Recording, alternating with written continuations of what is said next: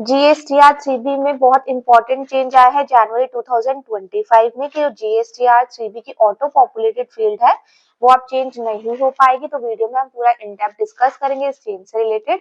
तो चलिए स्टार्ट करते हैं वीडियो को। Hello everyone, welcome back to our YouTube channel knowledge warehouse. This is Charu Agarwal, by profession chartered accountant.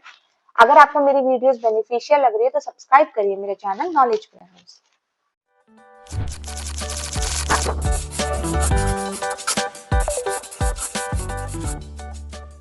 Attention, hard locking of auto populated values in GSTR 3B। तो GSTR 3B में जो auto populated values है वो कहाँ से आती है? GSTR 1 से आती है, IFF से आती है और GSTR 1A से आती है और GSTR 2B से भी आती है। तो अब इन वैल्यूज को हार्ड लॉक कर दिया जाएगा। तो चलिए डिस्कस करते हैं पूरा का पूरा अपडेट।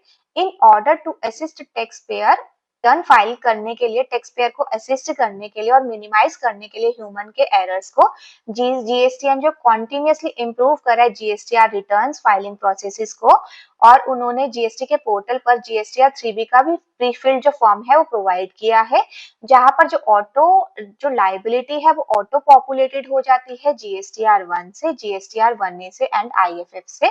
और जो इनपुट टैक्स क्रेडिट है वो कहां से ऑटो पॉपुलेटेड होती है? जीएसटीआर 2बी से। क्लियर? जो मैंने आपको ऊपर डिस्क्राइब किया था कि जीएसटीआर 3बी में कहां से फिगर आती है, जीएसटीआर 1 से आती है, 1A से आती है और आईएफएफ से आती है और जीएसटीआर 2बी से भी आती है। और एक डिटेल सिस्टम जनरेट हो जाता है पीडीएफ में, जो कि टैक्स पेयर को प्रोवाइड किया जाता है। Clear?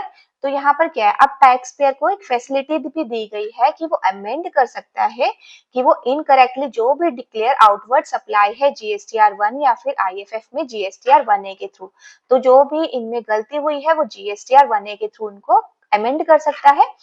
Allowing them an opportunity दी गई है, वो करेक्ट कर सकते हैं अपनी लाइबिलिटी बिफोर जीएसटीआर 3बी को फाइल करने से पहले जीएसटीआर 1A के थ्रू वो अमेंड कर सकता है जो भी उनको लग रहा है कि वो इनकरेक्ट डिटेल्स है आउटवर्ड सप्लाई की। एडिशनली और मैनेज करने के लिए, इनवर्ड सप्लाई को भी मैनेज करने के लिए, इंश्योर करने के लिए आईटीसी क्लेमिंग जीएसटीआर 3बी में जो इनपुट टैक्स क्रेडिट क्लेम है वो ठीक तो है। जीएसटीआर 3बी में अभी एक न्यू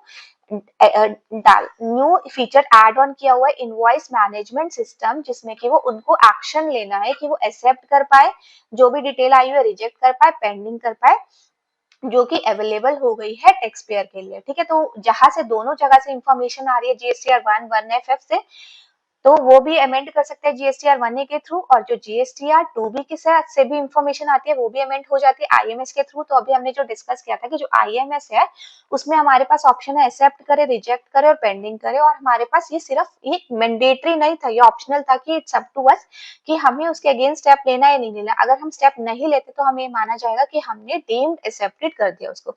तो यही बता रहा है कि जो आपकी जो वैल्यूज आ रही है उसके लिए अमेंड करने के लिए हमें ऑलरेडी फीचर्स दे दिए हैं।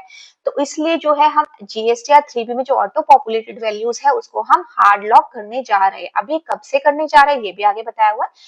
इट मे बी नोटेड है टेंटेटिवली है अभी ये, फ्रॉम जनवरी 2025 से टैक्स पीरियड से GST portal is going to restrict making changes in auto populated values in जी प्रीफिल्ड जीएसटीआर 3बी from GSTR 1 1A and IFF और GSTR 2B to further enhance accuracy in return filing system.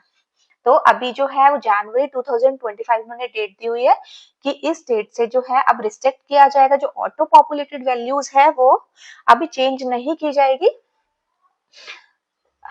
और it's one suggestion here by that in case of any, अगर आपको कोई change करना है auto populated values में तो वो आप जीएसटीआर 1A के थ्रू कर लो। However locking of auto populated ITC in GSTR 3B after the roll out of IMS will be implemented from a later date. तो ऑटो पॉपुलेटेड आईटीसी है GSTR 3B में, उसको lock किया जाएगा बाद में।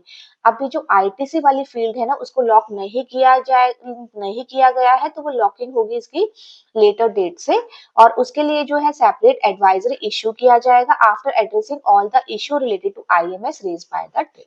ठीक है? तो यहाँ पर इन्होंने ये बताया है कि आईटीसी वाली जो ऑटो पॉपुलेटेड फील्ड है जीएसटीआर 3P में उसको लॉक नहीं किया गया है।